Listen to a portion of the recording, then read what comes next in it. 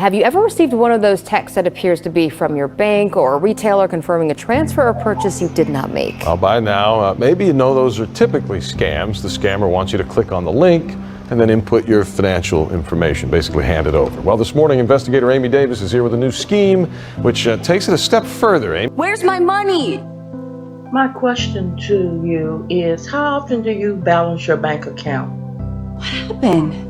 How often do you really go out there and see what is going in and out of your bank account? Because some of you get really, relaxed when it comes to that because you have a little bit of cash in the bank and you're not worried about what you purchased because you know that you have that money in the bank.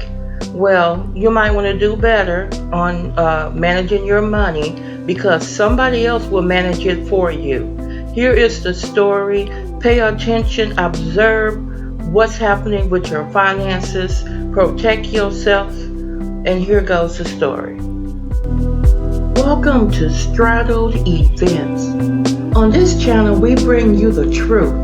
Sometimes the truth is quite ugly, unbearable, and you just don't want to deal with it. But on this channel, you're going to get it anyway. You are straddling between the fence of good versus evil, right versus wrong. And on this channel, we're going to tell you to do better. Let's go. Please subscribe to the channel. It is free. Like or dislike the videos. Thanks. We always tell people if you get one of those calls, texts, or emails that appears to be from your bank or a business, don't answer it directly. Instead, call your bank or the business on the number that appears on your bill or the company's website, not the number or the email you're getting on your phone or your email. Well, that's exactly what Hank Molinar did, and this morning he's still out $3,500. Back off this slide a little.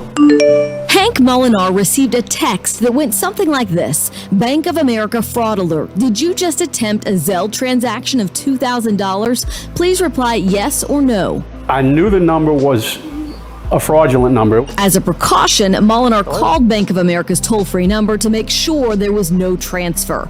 Now, follow along closely. While I was waiting, they said the hold time would be in excess of 20 minutes, so if you want to call back, press 1. 3 minutes later, I get a call back from what appears to be Bank of America because it was the same number. Molinar's phone records prove he called Bank of America on May 17th and minutes later got a call back from what appears to be that same number. And she acted like she was going to help me, and she said she was looking at my account.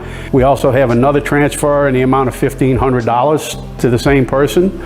And also, did you use your debit card at a Walmart in Dallas for $630 some odd? I was like, no, I wasn't in Dallas. Molinar said the caller told him he had to set up a reverse transaction in Zelle to get that money back. He followed the instructions, but the next day, his money was gone.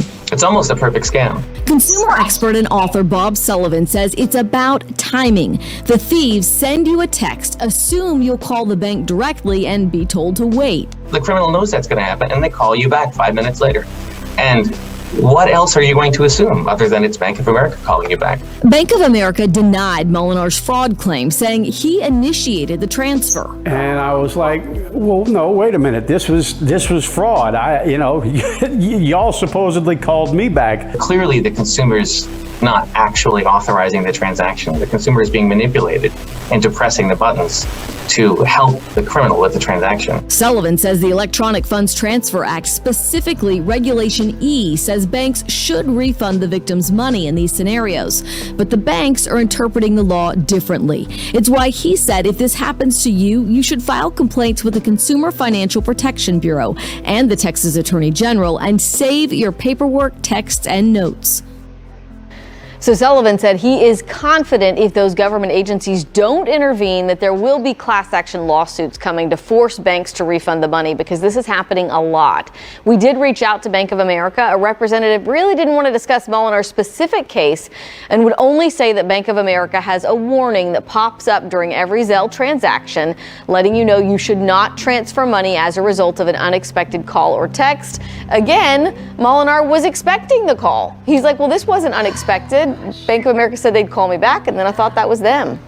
Boy, It's crazy. And this is why you got to put those warnings everywhere, whether it's on a pop-up and then the thief gets ahead of you and then you got to find another way. Right, yeah. I mean, yeah. And so Bank of America, we know in some other cases where this has been happening, did refund customers. So then therein lies the confusion on, well, why do some customers get their money back and not others? Right, yeah. Right. All right. Well, maybe they'll figure it out. Hope so. Thanks, Amy. Thanks.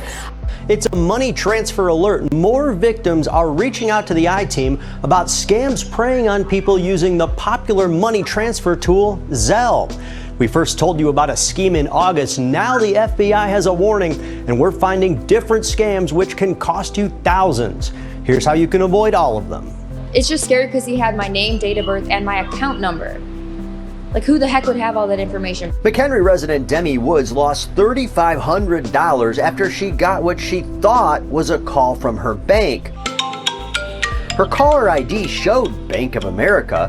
Instead, it was a scammer telling her that there were thousands of dollars in so-called fraudulent withdrawals from her account via Zelle. They even said over the phone, whatever code you get, we are not going to ask you for, so don't tell me the code. So I don't know how much more legit it could sound. The caller told her to Zelle herself to get the money back, which would cancel the fraudulent transactions. It had my first and my last name in the to section and the from section.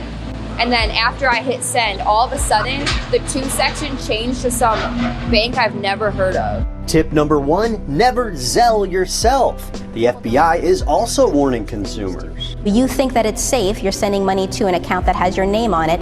That does not mean anything. They can pretend to be your bank. They can pretend to be your money transfer app. And there's another scam involving phishing emails made to look like they're from Zelle. You were scammed out of $4,200. That's right, that's right. Bank of America customer Jiaming Chong sold a camera online. He never got paid for the camera and lost $1,000. He was going to actually send me the money via Zelle. The buyer was a fraudster who fooled him into clicking on this phishing email, which asked Chong to reimburse the buyer $1,000 to upgrade the buyer's Zelle account. Chong sent that upgrade money in gift cards, and now it's all gone. Slow down and take a look at what's being asked and say, does this make sense? So tip number 2, beware of fake Zelle emails. The company told the ITeam that Zelle will never email you or call you to request money. Look out for emails with bad grammar, spelling errors, and hover over the sender's address to make sure it's not fake. In a third scam, a victim's bank account was hacked. How can people actually get into your account and steal your money? Dharmapad Mishra lost thousands of dollars after his Zelle account within his Bank of America account was compromised by hackers. Through Zelle, I kind of lost $4,450. Tip number 3, prevent hacked withdrawals by having a strong, unique banking password and use two-factor authentication. The FBI says all of these money transfer scams are on the rise because people don't want to use cash, and There are very few safeguards in place to get your money back when you're using these applications, and so it's kind of a scammer's dream.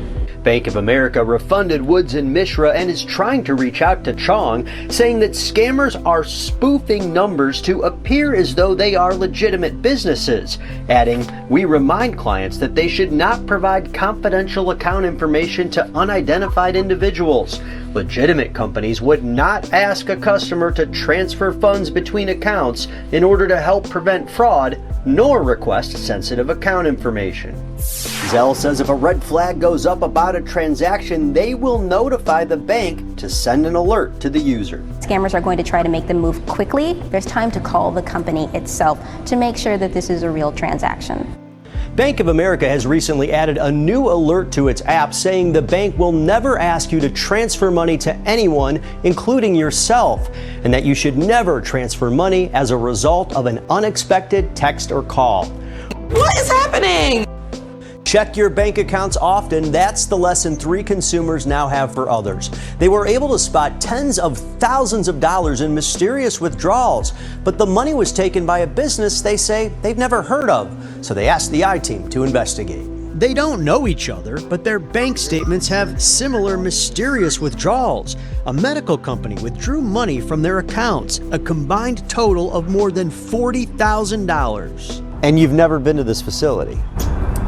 No. The large sums of money were taken directly out of the 3 Oak Park family's bank accounts by Volun Medical Center. That sent me into an instant panic because I immediately thought, oh no, did we charge something by accident? What happened? When Audrey Barrientos received a low balance warning from her bank, PNC, she logged in to find nearly $10,000 withdrawn by Volun. The bank couldn't stop the transaction because it was a direct debit. They utilized our full bank and full routing account numbers. Andy Carey had more than $22,000 taken from his 3 Chase accounts, all withdrawn by Volun Medical Center. Carey's bank said they couldn't stop the withdrawals either. It's very unsettling, right? Super. Yeah, very, very unsettling. And you've never been to this medical company or done business with them? Absolutely not. Laura Riff's USAA bank account had nearly $10,000 directly withdrawn by Volun. We don't know how someone got that information. Riff and Barrientos banks investigated and several days later returned the money, but their accounts were nearly drained during that time. Carey said his bank, Chase, did not send a refund, but when the ITeam got involved, Chase said, "We reviewed Mr. Carey's case and made sure his funds were returned. We also apologize for any initial confusion due to a duplicate claim filing." You kind of lose the security that you thought you had. All 3 consumers found each other after posting their situations on Facebook. They began to search for the Volun Medical Center, but all they found was a Google address saying it was in the West Loop. No one ever answered the phone. It just rings. The ITeam went to that listed address for Volun Medical Center, a shared office space. We spoke to managers in this building and they say that Volun Medical has never even had a medical facility here, but they only used the space to get mail. The Illinois Department of Public Health says it has no record of a Volun Medical Center as a registered provider with the state. We emailed a contact at Volun Medical. We received a response from a Ms. Dixie, operation manager, saying Volun never bills clients unless services are rendered. The email went on to say in a direct quote, "I reprimand you from running any fictitious stories on Volun Medical without due process is done to resolve the matter." Ms. Dixie offered to look into the charges after we supplied each person's name and amount charged. The consumers say they never heard back.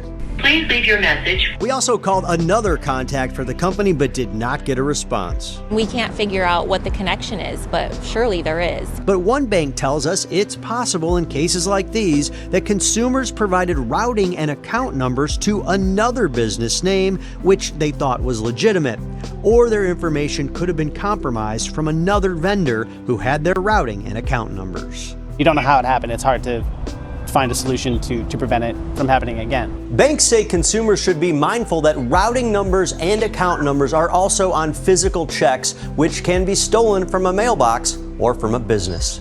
Jason Knowles, ABC 7 Eyewitness News. It's no secret COVID-19 has changed the way we do things. For many of us, that includes how we deposit checks. During this pandemic, millions of Americans switched over to mobile banking because it's incredibly convenient. But tonight, our Bob Siegel shares the dark side of mobile banking that many people don't discover until it's too late. Rob Fine and Harold Wilson have never met, but they have a lot in common. Both own small businesses. Both are victims of check fraud. They're stealing the checks out of the mailbox. It's actually just theft. And both are out a lot of money. 4 checks was $12,000. 3 checks for a total of $21,000 we lost. These are the checks Rob is talking about. He says after they were mailed, someone stole them and changed the names. Instead of going to vendors, the checks went to Michael King, Martwan Rowe Williams, and Hannah Ivey. Who are those people? I have no idea how to answer that question. And look at that check. The altered name and address were literally cut and pasted onto the document, and yet a bank still cashed it. I mean, as far as con jobs go, this isn't even a good one. It's ridiculous. I don't know how it ever got past anyone. These are the first 4. The checks stolen from Harold's company were doctored and completely forged, according to the office manager. The address and all has been changed, not the way ours is actually laid out. And then they put in their own name and signed 4 different names here. 4 different people signed these checks. The amounts are whatever they chose to try to get out of our account. They made their own checks just by getting information off of our checks. It happened last summer, and just a few weeks ago, Harold and his wife had more checks stolen, this time not from their business. This mailbox right here. Your home mailbox? My home mailbox. And again, the criminal was sloppy, simply whiting out portions of the printed check and handwriting a new name, address, and dollar amount. The original check was for just $63. Why would a bank accept something that looks like that? Because it went through the mobile banking. Some of the new technology is letting people get away with this. No question, what makes it easy to happen is the online app that banks give you. This is what they're talking about. Those handy mobile banking apps that millions of people now use to deposit checks. Just point and shoot and you're done. No need to drive to your bank or ATM. Since the start of the pandemic, mobile banking has skyrocketed. Last April alone, right after the pandemic started, new mobile banking registrations jumped 200%. Consumers are not the only ones who enjoy the convenience of depositing checks by phone. Criminals love it too. The fraudsters are always one step ahead, and they've figured out how to make a deposit and quickly go and withdraw the money. John Ravita is the marketing director for SQN Banking Systems, a company that provides fraud detection tools for banks.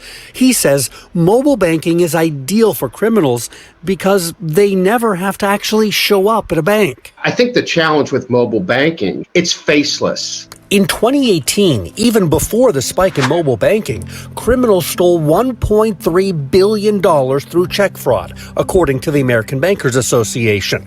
But that same year, banks stopped 10 times that much in attempted fraud, thanks to sophisticated technology. They're doing a heck of a job stopping check fraud as best they can. But if banks are doing a good job and they have the technology to spot fraudulent checks deposited by mobile banking, why do they still accept blatantly fraudulent checks like these? Ravita says many smaller banks and credit unions have not invested in adequate fraud prevention tools. And even big banks that do use the technology can't inspect every single check for signs of fraud. That doesn't always happen. It's just not cost justified to look at every check. 13 Investigates reached out to the American Bankers Association, which represents the banking industry. A spokesman told 13 News, protecting customers from fraud is a top priority for the nation's banks. Banks of all sizes use a range of sophisticated systems to prevent the overwhelming majority of fraud attempts. When fraud does occur, customers are typically made whole. Have you gotten all this money back from the bank? No. They said we allowed it to happen. Harold and his staff have now waited 9 months for their bank to make them whole. Rob's bank has reimbursed him for only about half his losses. Nobody's jumping up and down and saying, oh, we're going to take care of this, we're going to take care of that. Both businessmen say they know other people in the same boat, and now they're hoping to warn others. It's a big deal. You've got to stop this problem. It's unreal that the world's gotten to like this, where you can't use your own mailbox. People are getting away with this. It doesn't seem like anybody is having to pay for what they're doing. Police reports have been filed for each of these cases, but so far no one's been caught. Criminals know check fraud cases don't always get high priority. If you write checks or if you use mobile banking, we've got tips on how to protect yourself at WTHR.com/13investigates. I expect some form of compensation! That doesn't make any goddamn sense.